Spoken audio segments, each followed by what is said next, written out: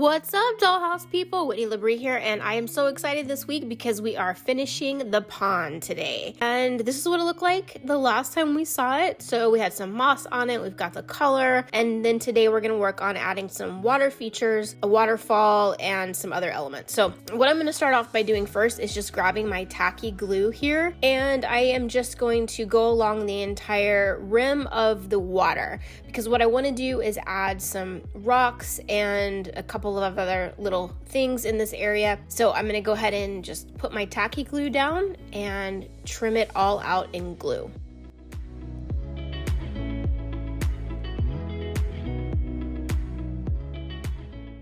Now I'm just going to grab my paintbrush here. This is actually a paintbrush that I use for really a lot of glue because it does wind up ruining your paintbrush. And I'm just going to blend it into the water area here.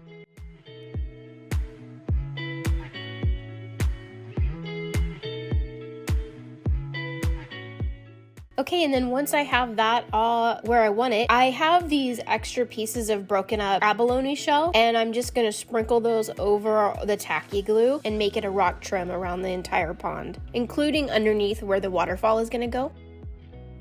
The other place I decided that I would like to add a little bit more of this abalone shell is underneath the rock archway.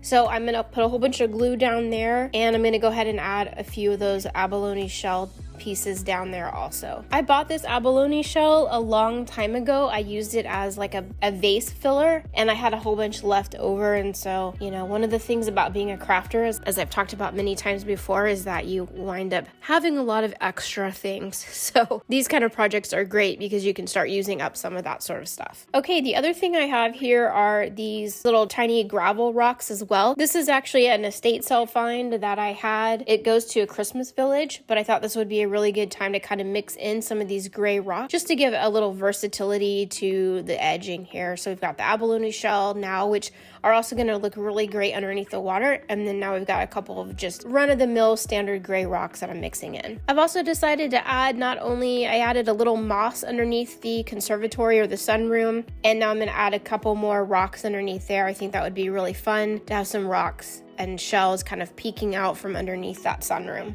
Okay, and then at the local hobby store that I shop at quite a bit, I went to their miniature plant section. They're actually for regular sized plants, but they have these little fillers like this, and I thought that I could just cut off a few of these and add them into the landscaping of the pond, so that we have a couple plants here and there that look like they might be growing out of the water. So I'm going to cut those down, and I'm going to place them around the pond also. Just a few. I think I'm only going to use maybe 4 or 5 of these.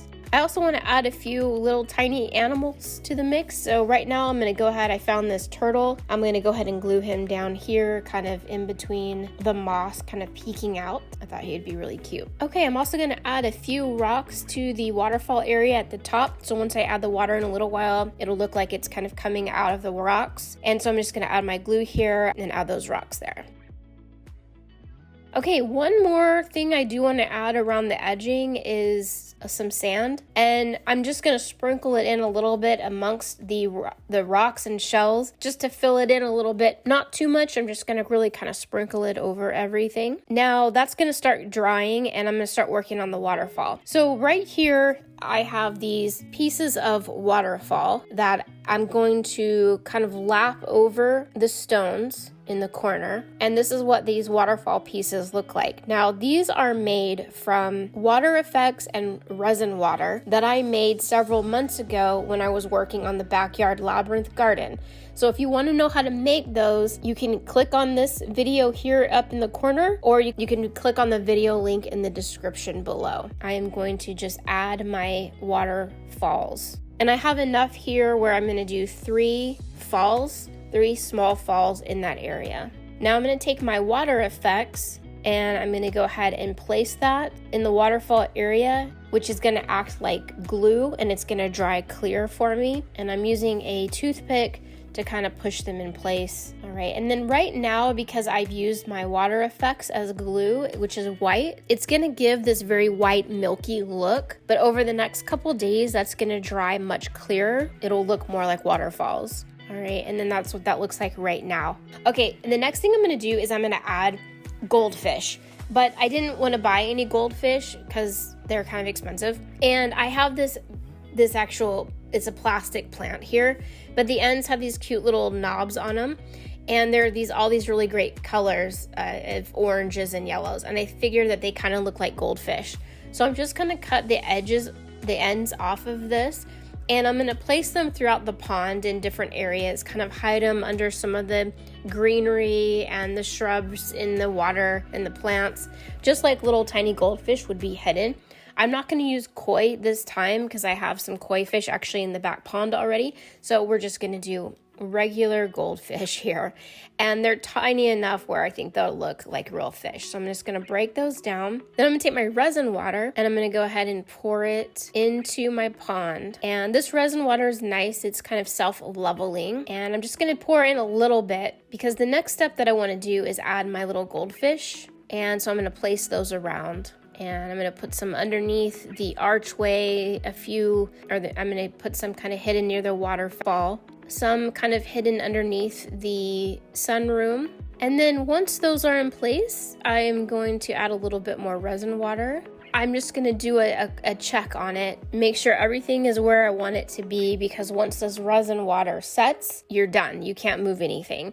I did add a few more additional rocks, and then I added another waterfall piece so it looked like there was moving water through this little canal area here. I thought that would be a nice little added detail. Now that the resin water is added, if you have a UV light that you can put over it to go ahead and cure it, you can do that at this point. I don't have that, so I'm going to use something that God provided, the sun, and I'm going to go ahead and put that outside for a while, let it cure, and then I'm going to bring it inside and I'm going to cover it up so that no additional particles or anything that might be in the air falls onto my resin water, just to make sure that it stays as nice as possible, even though I had to cure it outside. Once the resin water is all set, I'm gonna actually build my bridge. So I'm gonna do it out of foam, and I'm going to actually plaster it just like I did the whole base of this pond. So I have a little extra of that plaster cloth. And then I'm going to add some popsicle stick siding, rails, and so let's go ahead and get started with that. All right, first step, of course, is to cut that foam in the length that I need. And I'm gonna build it up on both sides and add some stairs on either side. And I'm gluing this together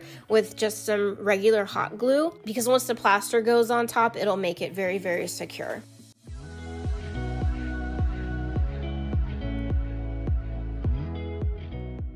Okay, once I have my bridge built and I added a little centerpiece there for support, I'm gonna make sure, of course, I'm just gonna double check one more time that everything fits. Okay, and yes, it does.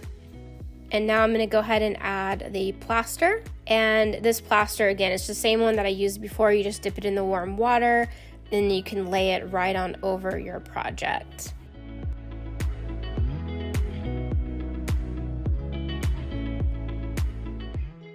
And then I'm going to set that outside. Actually, it's going to take about 20 minutes. I just used one piece of cloth here, so it won't take very long at all to go ahead and dry. And then now I'm going to go ahead and paint it using the same paints that I used for the rock portion of the pond, which is a cocoa color, brown on top of that, and then a dry coat of the gray.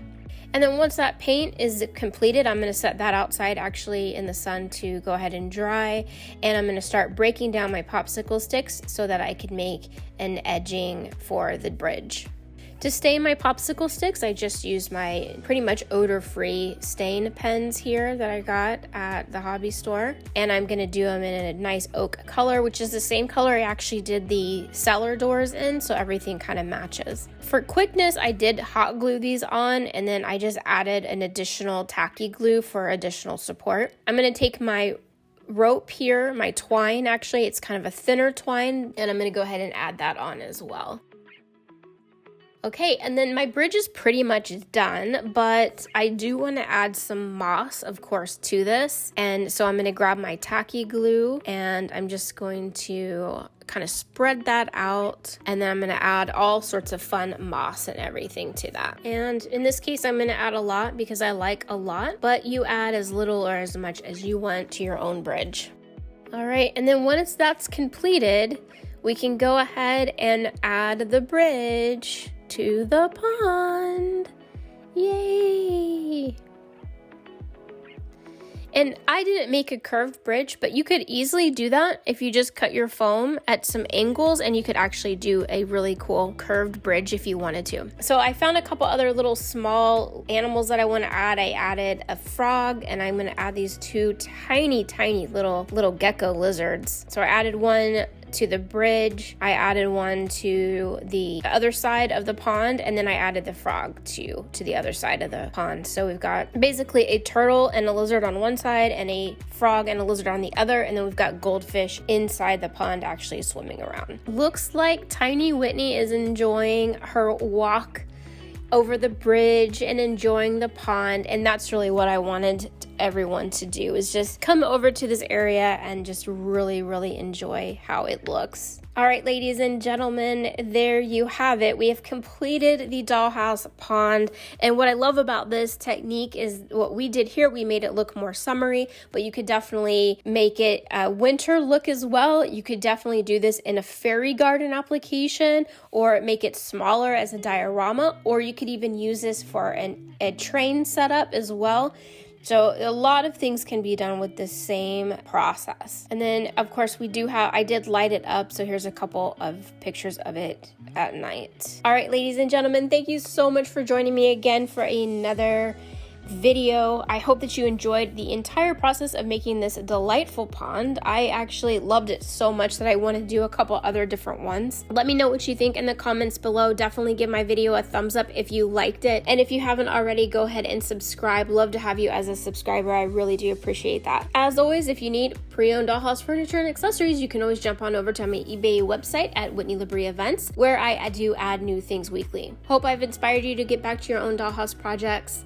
Thank you so much for watching, and I'll see you next time. Bye!